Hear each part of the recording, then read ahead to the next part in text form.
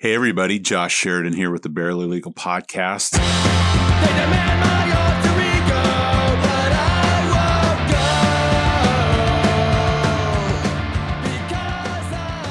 won't go. Today's show is our Christmas edition with Gabe Echazabal. I'm getting so good with his last name, it just rolls right off the tongue. I think this is your fourth time here? It is. Wow. So originally we were talking about number 4 being a different topic, which we're going to probably have to circle back to for number 5. But I figured, we're a couple weeks out from Christmas and it's hard to escape being in stores, watching movies, watching TV without getting some Bruce Springsteen or Mariah Carey or whomever. Right. And, it gets a bad rap, but I think there is value. There has been some pretty great Christmas music, Christmas songs, Christmas related. I agree. I think the mark of a great Christmas song or album is something that you really wouldn't mind listening to all year round. Yeah. Which really isn't that common. I mean, certain things you're like, you just dread hearing them when you know that time of year is coming. And I know back when I managed Vinyl Fever, the coworkers would be like, whatever you do not play Christmas stuff. Because everywhere you go, you hear it. So I'm kind of thinking along the lines of stuff that I think is a little cooler, a little more hip, not as, it doesn't carry that connotation of, oh, here we go again, like this horrible Christmas music. So, well, I might sprinkle your stories with little things of cool Christmas tidbits that I can remember past. But I'll let you. So, what is this, like a top 10 list or a top? How are we working through this today? I did. I just made notes of some albums that I think are my personal favorite Christmas albums that I think hold up really well and are kind of not your typical, maybe not your obvious ones. And then I just scribbled down a bunch of songs that I think are kind of, again, personal favorites, but things that I think aren't your typical, stuff that you hear every year that you kind of get sick of. Well, I don't know if this is on there, and if it is, okay. If it's not, before we get off, we need to figure out what is the superior Christmas song, John Lennon's or Paul McCartney's. Oh, well, I made my list of songs and I listed Lennon's. Okay. I did not put McCartney's. Okay. Although I don't hate it. Yeah. Most people I know despise it. And it's bizarre. Well, that'll be one of the cherries on top that we kind of circle back to. I mean, I know people who they get violent when they hear that. It's like a weird video game song. It's like you feel like you're in Super Mario Brothers or something when you're listening to it. It's the polar opposite of the Lennon one, which I guess is true for those two individuals anyway. Right. I like it. I think it's, it's a cute song. Sure. It's cheery, but I know people who just despise it. But I did list the Lennon song and not the McCartney song on my list. So who's the first one you got there? For my songs or albums? Whichever, this is your show. I'll go with the full albums. I'm going to go with, for a long time, my number 2 was my number 1 has now slipped down. My number 1 for many, many, many years has been the Jackson 5 Christmas album. Okay. Because it just brings back so many memories for me. I mean, that's an album that my oldest sister got for Christmas one year. And the three of us, I have 2 siblings. That's one album that we all agreed on, which is not common. That's one that we all loved. When I hear that, it just takes me back to a very significant place in time. So that's always been my favorite Christmas album. But that changed 2 years ago with a new release. There's a contender. Thanks to my good friend, he's also named Josh, my friend Josh Barnes. He and his wife came over to dinner for Christmas time 2 years ago, and they presented me with an album, somebody I had never heard of. And needless to say, I've got a pretty obsessive personality anyway, but I've become a completely obsessive freak on this guy. It's a guy named J.D. McPherson. Yes. Okay. Yes. So JD's album is a Christmas album. It's called Socks. Okay. And it's one of the best albums, regardless of being a Christmas Checks off album. all your boxes. It's just superior. It's just a good mixture. I don't think I've heard it though. I got to check that out. Oh man, it'll bring a smile to your face. It'll make you laugh and it'll make you rock out. It's just his style of like kind of 50s inspired R&B, a little bit of rockabilly, a little bit of country, and they're all original compositions, which is very hard to do. And I'll tell you what, when I got this record, I was hooked right away. I listened to it, I'm not even lying, for a year straight. Wow. From Christmas to Christmas, I played it on heavy rotation. And that's That's amazing for just anybody in general. And for someone who consumes as much music as you do, it's easier to burn out more quickly on stuff in a year. Stop. Well, that's awesome. He's got 3 other albums, and I had, of course, those on heavy rotation, but this one was right along with it. Wow, and it beats the Jackson 5. It beat it. That's a bold statement. It really is. Because the Jackson 5, it's hard to not feel good when anything that they have is out there. You know what's funny, too, is that doesn't exist really anymore. It doesn't. Can you even think of anything remotely similar to Jackson 5? I mean, not really. Just multiple harmonies, everybody can sing. I guess the boy bands of the late 90s maybe was the last gasp of that type of music. Probably. You just don't see it anymore. The thing that I personally loved about the Jackson 5, and I know Michael Jackson's got a backstory that, we probably shouldn't get into in this joyous occasion. But the thing about him was, and a lot of kids don't understand this now, when we were younger, it was hard to see music on TV. Oh, for sure, yeah. We didn't have MTV. We didn't have, we couldn't stay up super late to watch Midnight Special or whatever. So when you saw music on TV, it was a huge deal. When I saw Michael Jackson and the Jackson 5 on TV, I associated with them because he was a kid who was your age, a little older than me, making cool music that I liked, that I could dance to, and that's huge. I mean, when you see that, it makes a big impression on you. So that's partially why I love that band so much. But that their Christmas album is just total. It's just total joy and exuberance, and it puts me in a good mood whenever I hear it, and I'll always love that record. But this JD one, strong first 2 right out of the gates. Yeah, you're packing heat today. And these are my top 3. Okay. I'll go with number 3 here is again somebody who's got a pretty shady past, but Phil Spector's Christmas album, The Christmas Gift for You, came out in 1963. That is just the quintessential Christmas album. I mean, you've got Darlene Love, you've got the Ronettes, the Crystals. It's just totally different arrangements of the Christmas songs that you're used to hearing. It's got, Spector's, I can't undermine his production quality. Who's the guy that was in Roxy Music? Not Brian Ferry, but the other guy who's done albums with David Byrne, Eno. Brian Eno.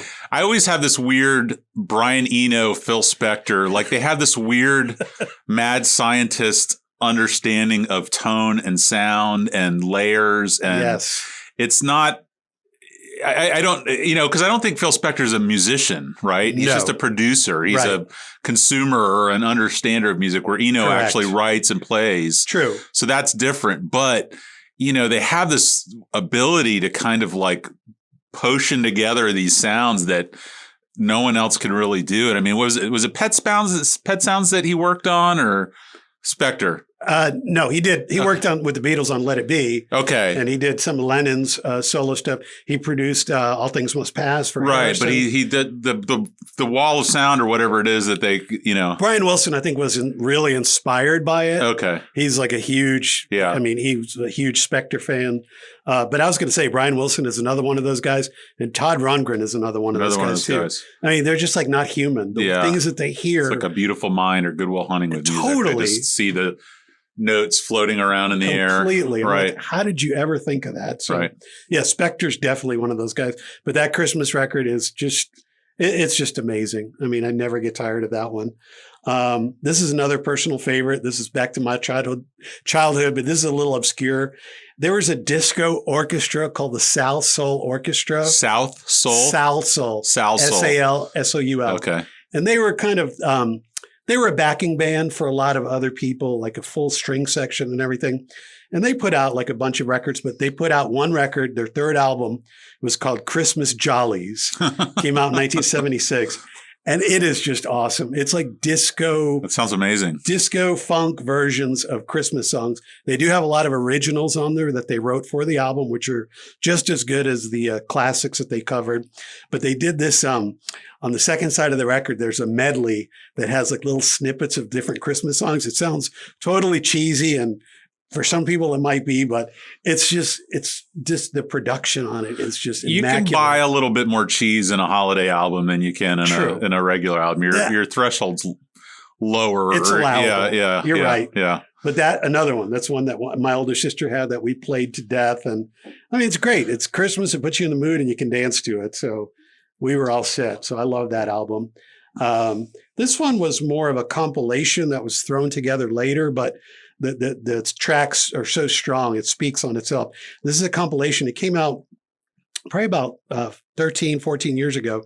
It's a compilation that Stax put together. Okay. They called it Christmas in Soulsville. So they took recordings from a lot of their different artists and they compiled them, but it plays so well. It's so consistent. Otis Redding's on there. The Staple Singers are on there. Isaac Hayes are on strong. there. Just really strong deep bench lineup on that album.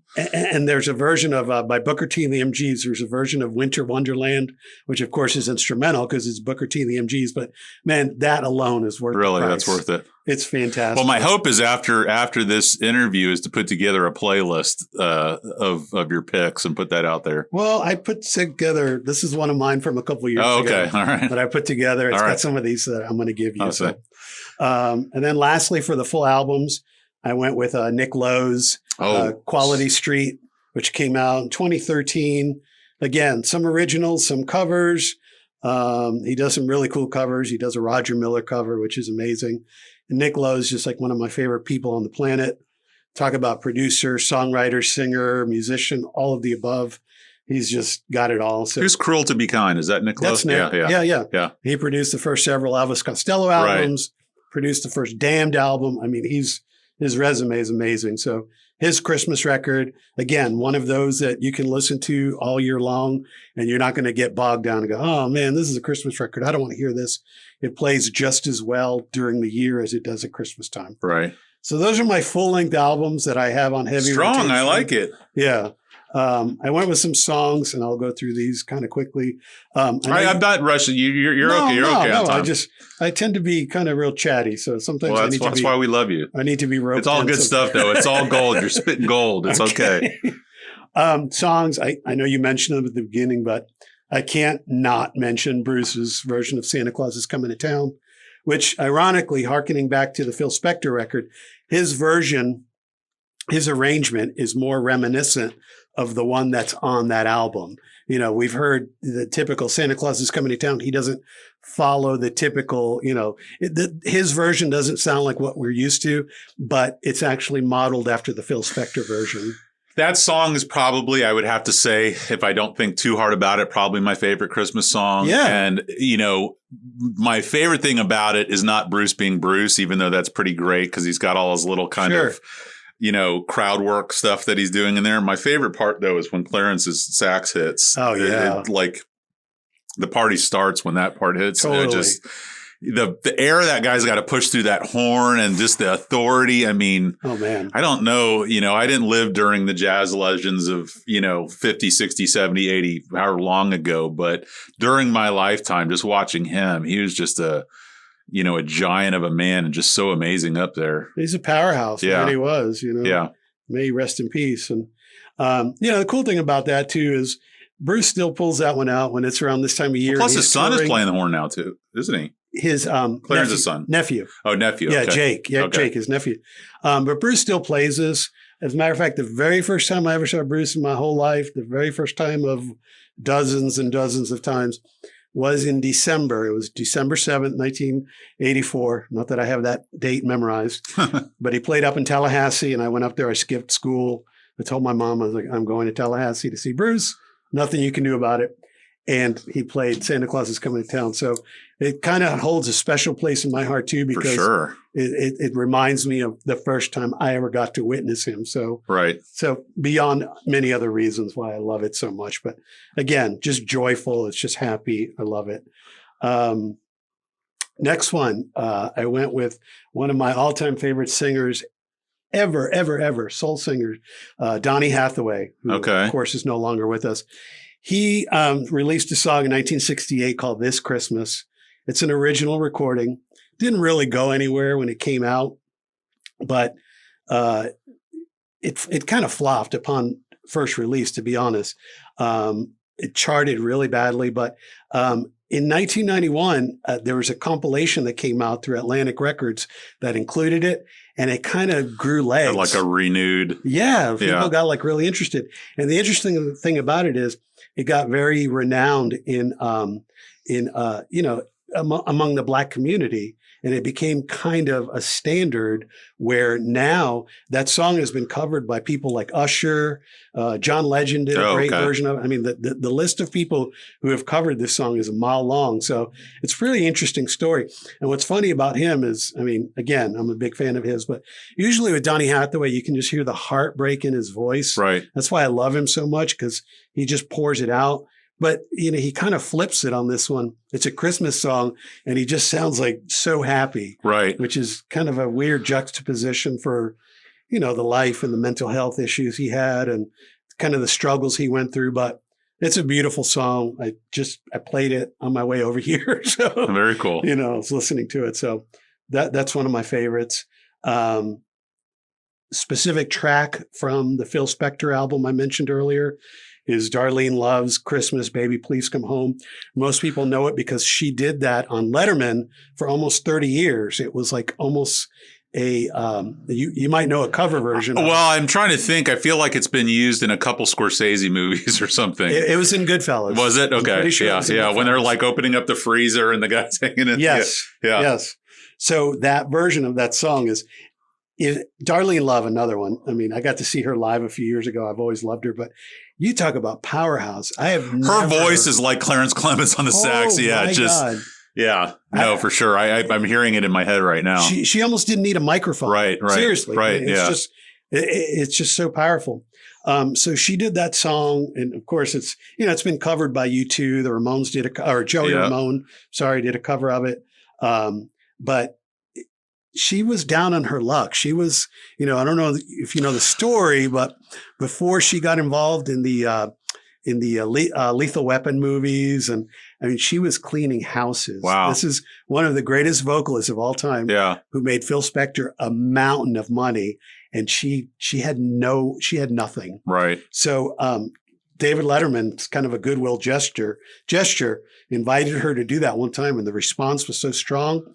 He brought her back every year until he went off the air. That's so cool. Which is amazing. So she's kind of synonymous with that song. You make an interesting point is when a band releases a Christmas single or a Christmas album, that's a very loaded journey for the artist. Because a lot of times it's like, at the end of a career, or when sales are not going as well. Sometimes it's a soundtrack and we're selling out. Mm-hmm. Sometimes it's a new artist who needs to get their name out there. But it's funny because it's very much a vehicle that can mean different things depending on where you're at in your career. Completely. I mean, most people see it as a jump the shark move. It's like restaurants offering brunch. That's it. Right. It's the brunch. Christmas songs are the brunch of. That's good. I like that. Yeah. Yeah, it's usually like, oh boy, now they're relying on that because nothing else is working. Yeah, this is a guaranteed, airplay, a little bump, at least for a few weeks out of the year. That's right.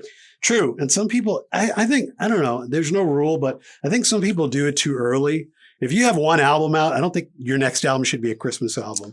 I don't know. That's just me. I think you should. If you're real popular at the time and let's say it's in a Christmas movie, you do one, then that's one thing. But I think you got to be a couple albums in and have a following built up to where, those people will now want to listen. I agree. To that. You have to establish yourself a little bit before you go down that. But then if you're in the game too far, like, I don't know, if Foo Fighters put out a Christmas song, I'd be like, I don't know that that's the best idea. True. So anyway. No, that's true. It can be interpreted many different ways.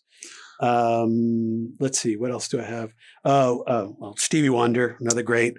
Someday at Christmas, one of my favorites. Stevie Wonder, he's like pizza. Bad Stevie Wonder is amazing Stevie Wonder. Yeah, I even forgive him I just called it. Notice all my food analogies. This might explain my weight problem. You must be hungry. Yeah. Yeah, that's another great song. Actually, he released it as a standalone, and it became the response was so strong. He ended up recording an entire Christmas record that year in '67. Right. So that shows you how well received that song was. Again, it's been covered by Jackson 5. It's on their Christmas record. Temptations, Diana Ross, Mary J. Blige, covered by a ton of people, but definitely one that I have to hear every Christmas because Because it's Stevie Wonder. Come on. Now, are you a fanatic? Like when December 1 hits, is this what's playing in your house and playing in your car? No, okay, not at all. I mean, I'm the type of person who I don't do it so much because of it's regimented or it's the time of the year. The mood has to kind of strike me. And like this afternoon when I was working and getting ready, and I knew I was going to come see you and do this, I put a bunch of these songs on. Yeah, I get stoked to think about it. You know, put me in the right mood. So I love this song. I know most people hate it. People are sick of it, but Wham's Last Christmas. Oh, that's an amazing song. I love. So good. Gotten so much flack for loving that song. But No. I don't care. Strong song. Huge George Michael fan. That song was #1 in like so many different countries around Europe and around the world when it came out. And that's in the top 5 favorite Christmas songs for me. For sure. That's definitely top 5. Actually, and little known fact, maybe not. Granted, it's not got a whole lot of instrumentation, but that's George Michael playing everything on it. Really? Yeah, he did the whole thing. I don't even know that I knew, except for Faith, where he's fake strumming an acoustic guitar. I don't even know that I knew he knew how to play an instrument. Yeah, he's okay. Pretty well versed. Interesting. Another fun fact, back to the Darlene Love one. One of the backup singers on that song is Cher. Really? Yeah. Wow. Back when she was trying to get established. So yeah, that's Cher singing backup amongst a bigger crowd of other vocalists, but one of them is Cher. Very interesting. So I think I brought these up to you in a text message a couple of weeks ago, but I don't know if you remember this, but there was a time when MTV had started and they were kind of low on videos. What they were doing is they were inviting artists into the studio and filming a video of them performing or lip syncing the song in the studio. So there's 3 songs that I always think of around the same time based on that idea. And I really do genuinely like these songs. So I was going to mention these 3 together. First, I'm going to mention Bryan Adams because I'm a massive Bryan Adams fan. What's the name? I can hear it in my head, but what's the name of it? The one he did on there was Reggae Christmas. Oh, okay. There's another one that I'm thinking of. Yeah. It was, kind of, people are like, what does this Canadian know about reggae? Right. But, it's a fun song. Makes it work, yeah. Billy Squier did one. The Bryan Adams one was in 1984. Billy Squier did, I believe it was the very first one. He did a song called Christmas is the Time to Say I Love You, which was actually a B-side from one of the singles from his big album from Don't Say No. He came back to do that with the MTV group, and it's a great song. It's fun, yeah. I like Billy Squier. I don't Me care, too. But, he's got another one. I'm mentioning a lot of people who have. Does Billy Squier have a lurid history? Oh, yeah. Does he really? Well, I had no idea. He was huge, as we all know. Sure. I mean, he was everywhere. Yeah. And, he got a raw deal. The guy, he made the video. I don't know if you remember it. It's for a song called Rock Me Tonight. Oh, for sure. He's got like the pink parachute pants. Yeah. He's rolling around. Yeah, on the floor. So, there's a scene where he rips his shirt open. That 4-minute video was like the death knell of Billy Squier's career. Really? So many people turned his back on him. And I'm like, it was the 80s, guys. Yeah, that's what everybody's doing. Pink parachute pants were not that. I grew up in the age of roller skating parties or roller skating. You go to the roller skating rink. Exactly. And that's the type of music that, you'd finish up your Pac-Man game and get on the floor. And I never understood that. He was arguably the biggest solo artist of 80, 81, going into 82. And then all of a sudden it's like, we want nothing to do with him. I have a theory that, I think a lot of people were kind of questioning his sexuality. Yeah. So that was kind of the catalyst for going, I'm not a fan anymore. He wears pink pants. But I mean, what a ripoff. I mean, that guy's a rocker. Last one was, and this one's pretty obscure, but there's a guy named Joe King Carrasco. He was kind of like a new wave punk rock, Tex-Mex kind of guy. Wow. He mixed all those genres together. Tex-Mex punk rock new wave. Yeah. That's kind of what he was known for. And he had a song called Party Christmas. Okay. It's cheesy, but I love it. It's just real bubbly and real bouncy. But that was one of the MTV videos that was done at that time too. So those 3 I always think of together. Those are my favorite ones. I mean, there were other ones that were filmed that didn't register with me as much, but those 3 I loved. So those 3 I usually try to put on Christmas compilations whenever I make them. So I love those songs. I brought up Joey Ramone a little while ago. He did a great cover of the song Darlene Love made famous. But who sang on it? He sang on it? Yeah, he did. Okay. Who played on it? Oh boy. It came out on the record that was released, the solo record that was released after he passed away. Okay. So he had a bunch of guest musicians and stuff on it. It's like all these different sessions. But he that ended up there on that album called You Know. But the Ramones also did a Christmas song called Merry Christmas, I Don't Want to Fight Tonight. It was on their album Brain Drain in 89, which, wasn't their finest moment. I mean, the band itself said, it was kind of a misstep, but that's a great song. Sure. I mean, it's so unusual, again, to hear the Ramones do a Christmas song. Like, why are these guys doing this? Right. Hey, if it gets airplay. If you're going to do a song about Spider-Man or about whatever, you do one about Christmas. Exactly. Right? Yeah. Why not? So those two I love with Joey in common. There's a song by the band called Christmas Must Be Tonight. Okay. 1976. It was just, again, it was like a kind of like a one-off, but then they ended up tacking it onto the following full-length album called Islands. Did you see that video that just came out the other day? And I think it was Nick Lowe, Mavis Staples, and Wilco singing The Wait. Yes. I think it was, yeah. Oh, man. Pretty great. Yeah. So good. So good. So that band song, Christmas Must Be Tonight, that's one of my favorites. I play that one every Christmas for sure. Let's see. Okay. I say this about everybody, one of my favorites, but everybody's your favorite. That's why you're great. I've got a million favorites. Because you're the number one fan of everybody. So that's okay. Huge British 70s band Slade, who went into the 80s, who I love, kind of the godfathers of glam. They have a song called Merry Christmas, Everybody. And the cool thing about that song, it came out in 73, right? So in England, it's a big deal. The song that's number one on Christmas week, that's like a huge accolade. Huge achievement, yeah. And for years and years and years following the release of this thing, that was the number one song at that time. It was just, it endured. It became a legacy, yeah. For so long. And, it still gets played over there. It's been covered by a bunch of different people, but it's a rockin' song. It's a great song.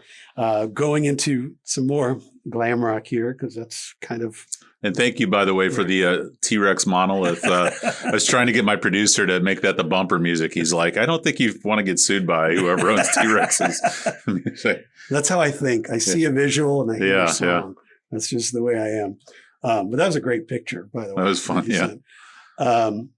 This is a guy that I think is probably one of the most underrated guys in rock and roll. A guy named Roy Wood. I've probably talked about him on here before. I think I remember talking to you about, yeah. Roy Wood was the guy who started ELO. Yeah. He was in a band called The Move before that. After he left ELO, he formed a band called Wizard. Hugely influential for people like Cheap Trick and Jellyfish, a lot of power pop people. But Roy Wood has a song called I Wish It Could Be Christmas Every Day.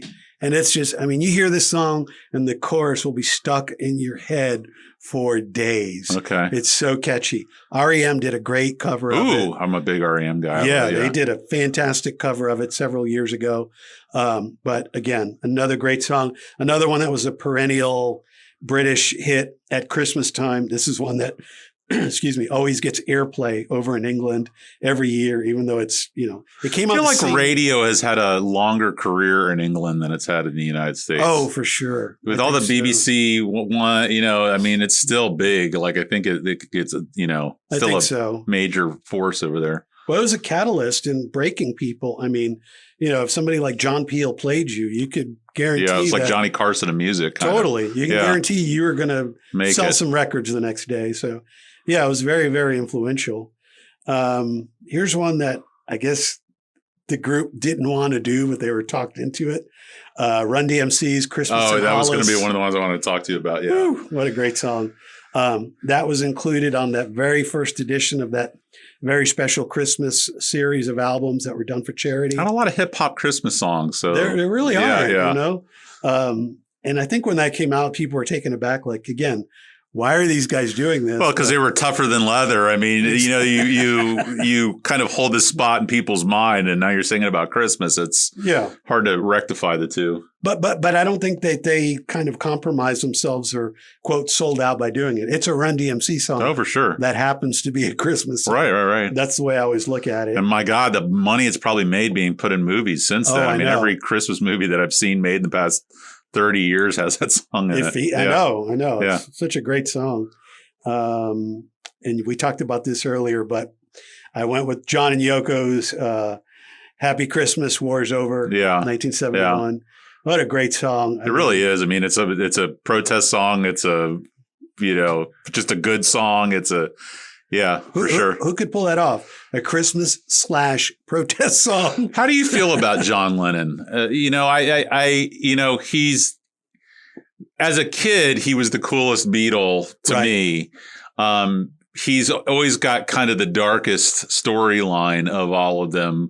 As I get older and hear more about him, there's some not great stuff you hear about, and I don't know how much of it's true and not true. Exactly. But, that kind of sullies the view of him. And I've really appreciated how Paul McCartney has carried off being a Beatle for the entirety of his life still, Right. So my fascination, and then of course, George has become like a Zen master guru kind of guy. So it's interesting, but it's funny you say that because I was having this thought in my head, like I always do, kind of as you can divide the phases of your life into which Beatle you associate with the most. Yeah. When I was a kid, when I first got into the Beatles, and the Beatles were a band that I got into solely on my own. I mean, my older sisters were not Beatles fans. Right. So I discovered them on my own when I was 12. But I was instantly drawn to Lennon. I mean, John Lennon was just he was like the Kurt Cobain, if you will, or whatever you wanted to, whoever you want to draw a parallel to. That was the first person. I mean, I was 12 or 13. I'm sorry, 13 when he died. That was the first. Sorry, I just compared John Lennon to Kurt Cobain. No, that's kind of backwards. But you get the point that I'm making. For my generation, exactly. Yeah. I mean, that was the first celebrity, musician, whatever you want to consider him. That was the first death that it rocked me to the core. That might be still to this day. Like, I don't know that there's a more. I was just devastated. Yeah. Did you tell me you lived in New York at that time? No, I was living here already. Okay. I was born in New York, but I was already here. That was, he died the year after I moved here, actually. But I can't describe it, but it was almost like when I was, 13, I was like, this isn't supposed to happen. I mean, I didn't have a grasp. I mean, Elvis had died 3 years before that. There's a difference between an overdose and being murdered, though. I think, totally. Totally. But I hadn't wrapped my head around Elvis Presley had died, that he was no longer with us. I was a little young still. But when John Lennon died, I was just like, this isn't supposed to happen. I mean, this guy just put out one of the best records of his entire career, and now he's dead. It just didn't calculate. So, I mean, he was the first one that I really kind of associated with. Paul, I love. I mean, I love Paul McCartney to the day I die. I've had my, kind of some things he says and does or kind of get on my nerves. Yeah. But I still love the guy. George is kind of where we should all be mentally. Yeah. I think. Yeah. I mean, I think George is kind of sets the tone for, the real introspective kind of the people that emotional intelligence. Totally, He doesn't have the ego of maybe Paul or the darkness of John. And have you seen the George Harrison documentary that Martin Scorsese? For sure. All right. So amazing. And I'm not afraid to say this, but there's a part when Ringo's talking about the type of person George was. And George is on his deathbed and he finds out that Ringo's son is ill. So George says, do you want me to go with you to check on him? That just breaks me up every time. I'm like, that's a superhuman right there. For sure. What was the story about the person that broke into the house and then didn't he now I might be mixing it up with John Lennon. You're mixing it up with Lennon. Or John went outside and talked to him. Yeah. Okay. Yeah. But so no, a great documentary though. What a great soul. Side note, have you seen the Zappa one that just came out? I haven't seen it yet. I want to see it. Anyway. Yeah, I have not seen it yet, but that's on my list. But yeah, so, and, back what you said about Lennon. Yeah, I mean, I think a lot of the things that he did, He was a human being first and foremost, but it's the domestic violence that I hear about. That's the one that kind of gets me. I know, you know, yeah, that's I don't know if there was he maybe wasn't the best dad to Julian or Sean or some of these other things, and he liked guns and whatever else. But smacking your spouse around is not my favorite. I'm not cool with that, obviously, but the part about Julian kind of coming forward and saying he was never around, right. He wasn't really. That kind of made me see kind of a darker side, which I don't know that I really wanted to see, but I had to see it, to face it, to understand it, Well, it's hard to think. I think it would be very difficult for someone like that to be the type of father you want to be or want to have. That said, from what I've heard from Bowie's son, evidently Bowie was pretty close. You know, he was on Mark Maron's show, and he's like, he was just my dad. We would just go do whatever. And, the Thin White Duke and I would go out fishing or whatever. Exactly. It's just kind of hard to put that into context. But so anyway, it's just, the domestic violence, obviously. It's a tripping point. But the thing that made me really sad was, and I'm going to paraphrase here, but I think when Julian saw how close John was to Sean because of where John was at that time in his life, I think it made him a little envious that he didn't have that himself. And that made me sad because I'm like, every kid deserves to have their dad or their mom there at all times. I mean, granted, John Lennon was living in a pretty tumultuous time in the 60s with being recognized everywhere he went. And, he still plus John was with Sean's mom and wasn't with Julian's mom. And that's got to be a shit situation because you feel like the third wheel or, you kind of feel like the odd man out. True. That too. So that made me a little sad, but I still, the music speaks for itself, but I do love Paul. I mean, I know I've had this discussion with a lot of people and people are either staunchly one way or the other. I'm kind of in the middle. I mean, I'll be the first one to admit that both of those guys together are pretty tough to beat. Yeah, you don't have to be one or the other. You can be both. I mean, that's what being a Beatles person is. So exactly, and that's the great thing. I mean, sometimes you're in the mood to hear a Paul record. Sometimes you're in the mood to hear a George record, and there's plenty to go around and last you a lifetime. So that's right. And I'm happy to be there. So that was my list for my songs and my albums that absolutely, positively rank highly with me. So just a couple of spots that I wanted to touch on. Did you ever listen to the Sufjan Stevens one that he put together that was like 6 albums together? I've heard bits and pieces, but I've never heard the entire thing. So I've appreciated him as a musician, although his output is kind of hit or miss sometimes. But I always have him in this world of Wes Anderson type movies, Charlie Brown type sensibilities, and this kind of very pixie-ish, finger picking, banjo-y, whatever. But I was very much a bold thing to put out because it was like a box set that he put out, and he wasn't in a point in his career to put out a box set A, and B, not well known enough that people are going to be buying a box set from Sufjan Stevens. So that was one. It was a pretty bold move. I mean, I was still working at the record store when that came out, and I remember people going, "Oh, the Christmas box set, yeah," and they'd say, "Who is this guy?" Right. The next memory before I'll get to the last one, and it's not really a song. Well, I guess it's a song, but I always remember is Bowie and was it Bing Crosby? Yeah, as one of the more bizarre, very things to exist in this world. And was it a Bing Crosby special where he was just having artists of the day come in? And yes. And I remember Bowie's like supposed to be walking in out of the snow and taking his scarf off, and there you are. And they just decide to sing together. It's just so awkward. Yeah, it's awkward. It's so awkward. And then finally is the Charlie Brown soundtrack, which has got to be for me the most quintessential Christmas music out there. And my wife and we went to Nashville a couple years ago, and there was a bar where this bluegrass band, did the whole album live front to back. Whoa. And it was one of the coolest shows I've ever went to, just hanging out, drinking beer and watching this band, and they crushed it. But that, I don't know the trivia behind that so much, but for me, that's the Christmas music is that album. That's fantastic. Yeah. So anyway, well, thank you so much for coming by. I really appreciate it. Did not disappoint. I'm going to make a Spotify list, but I see you brought a disc too. So yeah, just some stuff maybe some of the stuff I'm going to put it in my truck tonight when I take my wife out. Yeah, just some interesting stuff that I threw together. I usually make one of these every year. This one is dating back several years, but I've got Booker T on here. I've got Al Green, Squeeze, the Donny Hathaway song, Badly Drawn Boy, Brian Setzer Orchestra, who does a bang up job on Christmas stuff. And his Christmas shows live are I would bet amazing. I would bet. Amazing. He's almost like a Vegas act, He's just knows how to. What a showman. Right. Him and Reverend Horton Heat, their Christmas shows are so much fun. They play together? No. I mean, separately. Oh, yeah. I mean, there's few people. But very similar type of, guy. Exactly. But rockabilly type of, his Christmas shows are a lot of fun, and so are Setzer. So I wanted to throw them in there too. Very cool. But yeah. Gabe, you're the man. We love you. We love when you come by and teach us about music, and I really appreciate it. I love it. Hope you have a Merry Christmas. Same to you, Josh. Right. Thank you.